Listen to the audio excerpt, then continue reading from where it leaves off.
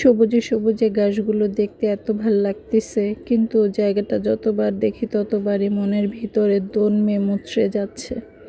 আমি যখন ভয়েস দিতেছি ভাই বোনেরা বিশ্বাস করেন আমার ভয়েসও দিতে ভাল লাগতেছে না, কিন্তু আপনারা আমার একটা পরিবার হয়ে গেছেন। আপনাদের কাছে শেয়ার না করলে আমার কাছে ভালো লাগবে না, মনের ভিতরটা দমটা বন্ধ হয়ে যাবে এরকম মনে হচ্ছিল।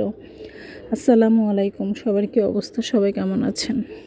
আজকে চলে গিয়েছিলাম, আজকে না গত বৃহস্পতিবার দিন গিয়েছিলাম হলি ফ্যামিলি হসপিটালে, যেখানে আমার ছোট বোনের ফ্রেন্ড, ও আমার ছোট বোনের মতনই।